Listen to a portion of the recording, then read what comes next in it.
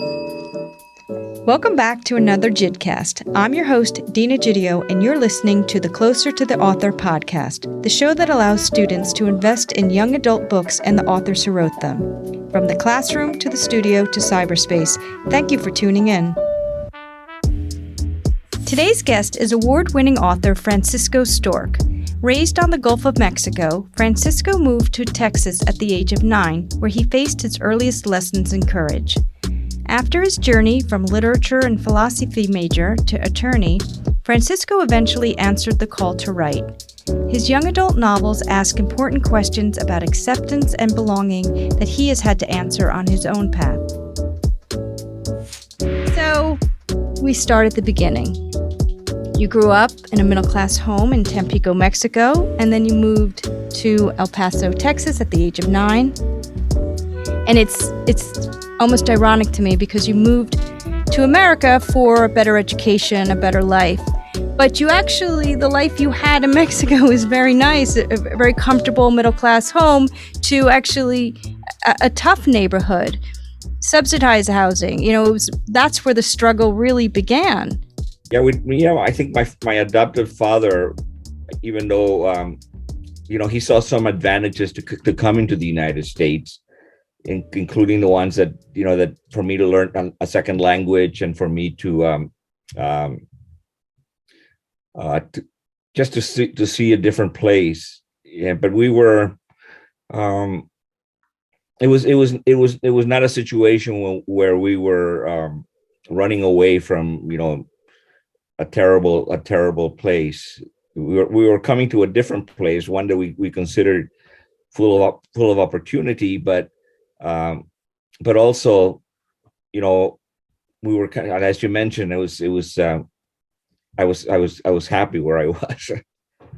Yes, I was always kind of divided, and with in my life, and for a long time, I didn't feel like I could show who I was to people, that I like to read and that I like to write, and it kind of went against the culture there, and it kind of, as I mentioned in places, it made me feel like I was noticed, and being noticed was not a good thing. So it took a while. I think it was only until like the middle of high school when I kind of like decided to just be myself, which and see what happens, which in being myself basically meant studying a lot. I'd love to read and I love to write, and I spend a lot of time doing that. So after I left Texas to go to college, it was very, I kind of lost that feeling of belonging to a place and being with Spanish and sort of the culture that I had in Texas. And I spent a lot of time after that trying to fit in, sort of observing what was successful in that new culture, and figuring out how to be like those people that I thought were successful. And that really didn't work. Eventually you just end up with some kind of a crisis where your soul asks you to be genuine, and so that eventually happened to me. But I think it always kind of haunted me. I think the choice that people have between there's a kind of, sometimes belonging is means a loss to your true self. Your desire to belong could be a loss to who you really are, and it also could be finding the place that is just right, as the song goes. Right. Yeah, I think that the idea is really that we are, that the diversity and how we are different from each other is very important. How we notice our particular elements of culture or race or ethnicity, and we sort of see when we notice the differences and respect them, but also I think that together with that comes the kind of the knowledge that, as Maya Angelou says, we're more alike than unlike.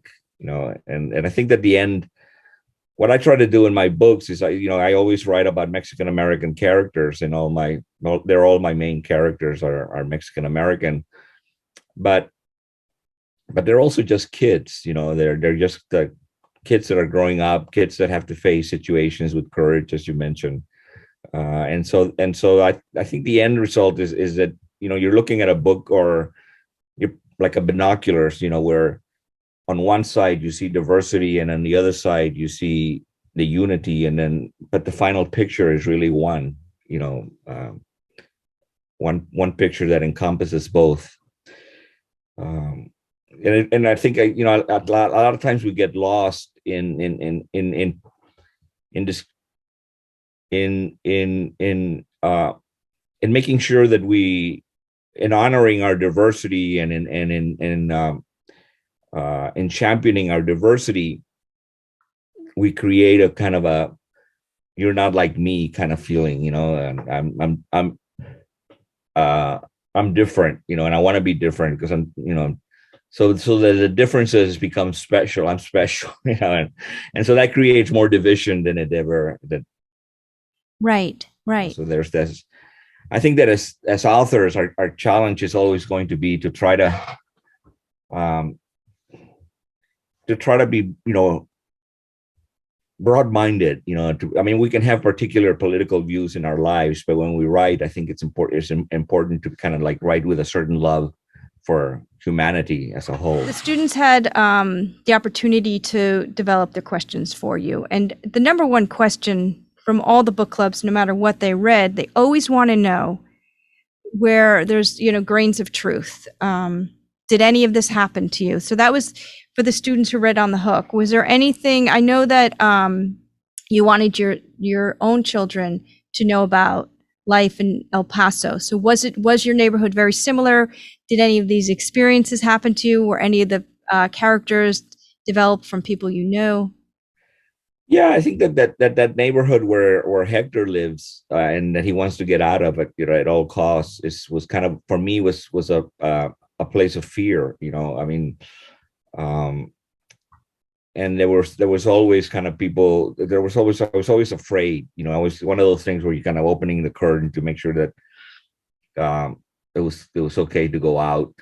Some of those things, some of that fear may have been just my own mind, but other than that, it was just kind of witnessing the fights and the drinking and so forth. It just kind of, so some of that, when you write a book, you take these little seeds of experiences that you've had, Right. And you develop them, and you create characters. Was there ever a particular character that that is exactly like one in the book? I don't think so, but I think that they were composed of people that I met and knew, and Hector has a little bit of me, I think.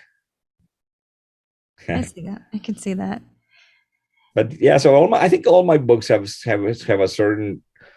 a little bit of my own experiences. Like my first kind of most popular book, Marcelo in the Real World, about a young man with Asperger's syndrome that his father makes him work in a law office. I had worked as a lawyer I worked as a lawyer for 33 years. And so a lot of my experiences as an attorney went into kind of creating those characters.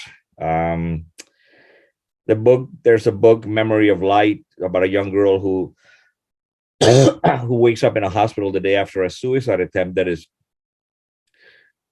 kind of reflects my own struggles with depression throughout my life. You take these experiences and you have to put them in the mind of a young person, but I take those and kind of use them,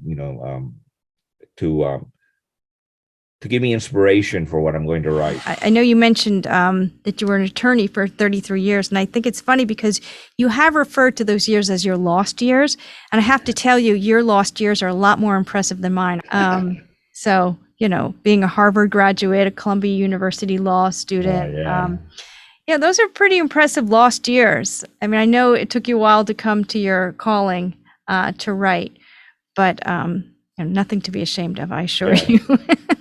No, and as I get older, I think that I look at those years as kind of like probably if it hadn't been for those years, I probably would not have been able to do the things that I loved. I mean, I think that having a paycheck from a law firm, even if I didn't really like the work that much, still allowed me to do to Right. work, to do other things that I loved, and also gave me just an incredible amount of experience and knowledge about people, and now I'm beginning to see, as I get older, I'm beginning to see the plan, the plan of like, okay, how the things came together for this purpose, and which is kind of a good thing. So I don't feel quite as negative about my lost years Good. as I Good. used to feel.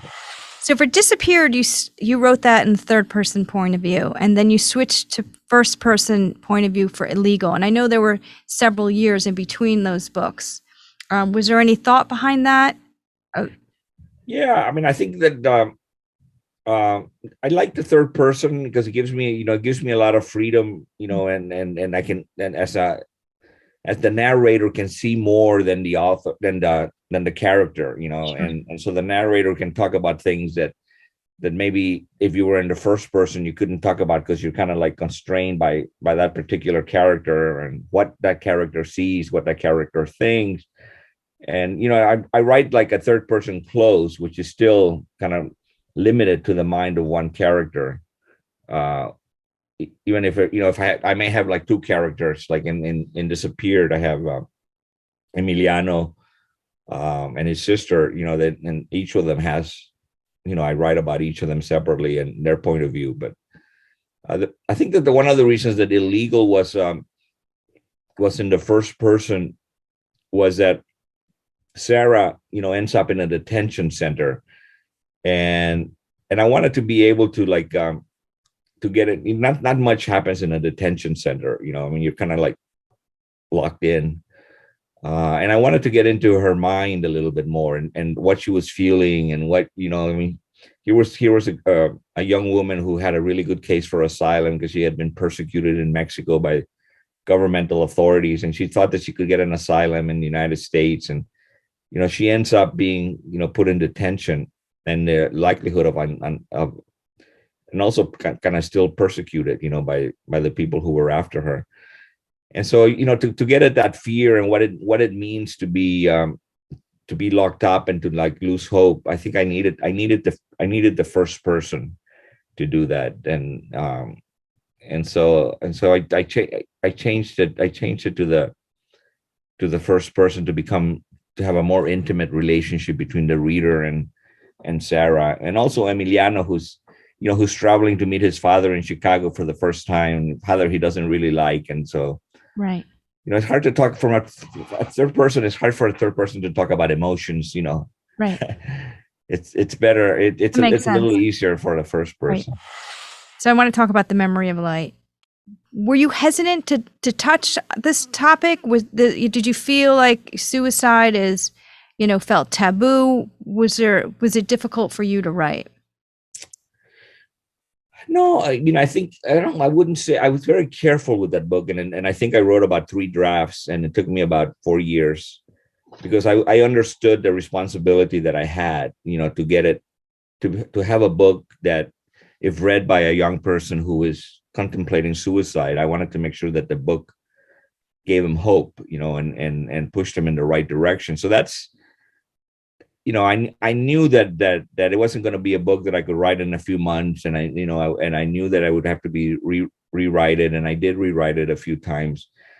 But one of the things that I did that kind of diminished the fear that I had, was that I wanted to write a book about the healing from depression, as opposed to like the downward spiral. Sure. So there are a lot of books that talk about, kind of like what happens when you're depressed, and you're where you get to the point where you want to kill yourself. But here in this book, we have Vicky, who is really the day after suicide, and she's still thinking about possibly doing it again. But from the very beginning, it was the trajectory towards healing, and so that's what kept me going. And hopefully, providing kind of understanding about the illness to people who have it, because sometimes we just feel things but we don't have the words for it. So a book can kind of give us words, and also kind of allows us to see how healing takes place. How important is journaling to you?